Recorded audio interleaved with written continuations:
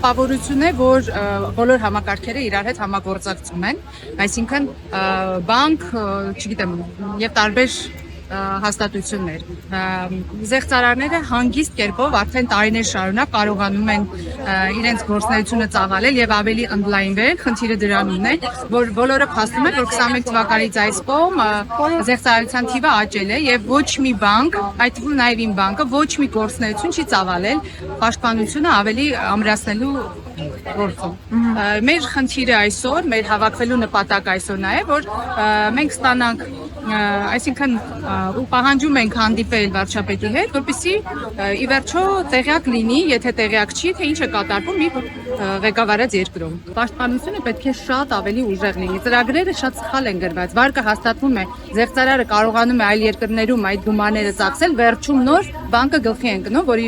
իր բանկում կատարվել է նման բան։ Իսկ այնինչ պետք է լինի լրիվ հակառակը։ Պետք է բանկը անմիջապես հասկանա, որ ինչ է կատարվում իր բանկում եւ անմիջապես կասեցնի այդ գործընթացը եւ նույնիսկ եթե հասցրել է զեղծարարը արդեն վարկը ձևակերպել, պետք է թույլ չտրվի քարտից դուրս գա այնքան ժամանակ, այսինքն 2-ից 3 օր առնվազն պետք է այդ գումարը մնա քարտի վրա,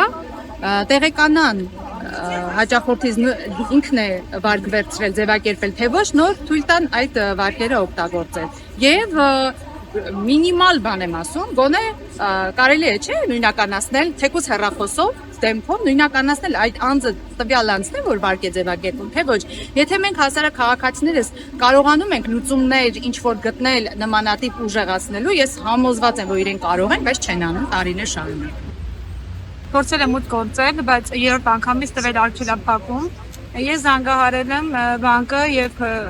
ասել եմ, որ չեմ կարողանում մոտ գործել, որից հետո մենք փորձել ենք միասին փոխելով գաղտնաբառը մոտ գործել, այնտեղ տեսել ենք, որ իմանալով վարկ է ձևակերպել։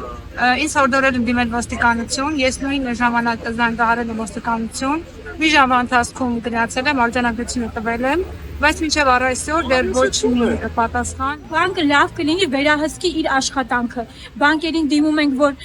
խնդրում ենք միջնորդեք, մեզ ծառացրեք այս կամ կանգնացրեք այս տոկոսները, մինչև կա քրեական վարույթ։ Ավարտվի վարույթը հասկանանք ինչ ենք անում։ Չի միջնորդում, ոչ գնացեք, վճարեք։ Այսինքն մարդկանց վրա դնում են ինչ որ գույքի արգրավում կամ զանգում են կամ ծանոթում են ուղարկում վճարեք ձեր գույքը կարգրավեն կամ վճարեք դատարան կմտնի վախեցնում են մարդկանց կառավարությունը նախ տեսնի ինչքան տուժողներ ունենք հետո հատկացնի մի կառույց որ զբաղվի այս հարցով քննիչը չասի գիտեք ինչ էս բացահայտվող գործ չի բացահայտվող գործ է բանկ ասի գիտեք ինչ կա դուք եք վերցրել պետքա պարտավորված վճարեք ձեր անուն ազգանունն է Մեզ չի բավարարում անհատական մակարդակով այս մի քանի հոգու հարցը կենտրոնական բանկը կլուծի, մի քանի հոգու հարցը դատախազությունը կլուծի, որոշ հարցեր քննչականը կլուծի, մենք պահանջում ենք համակարգային լուծումներ, որի առիթով մենք արդեն նամակը մուտք արեցինք, պահանջեցինք եւ ակնկալում ենք հանդիպումը ուղիղ վարչապետ Նիկոլ Փաշինյանի հետ համակարգային հարցերին լուծում տալու համար եւ ասեն որն է, հա, խնդիրը ուղղակի կարծես թե եւ մենք ունենք նման տպավորություն, որ վերը նշված մարմինները այդ լուծումները չգիտեն կամ համաձայն չեն այդ լուծումների հետ, մենք էլ համաձայն չենք այս իրավիճակի հետ։ Մենք էլ գիտենք լուծումները, գնում ենք առաջին դեմքին ասելու լուծումները եւ համակարգային լուծումներ պահանջելու։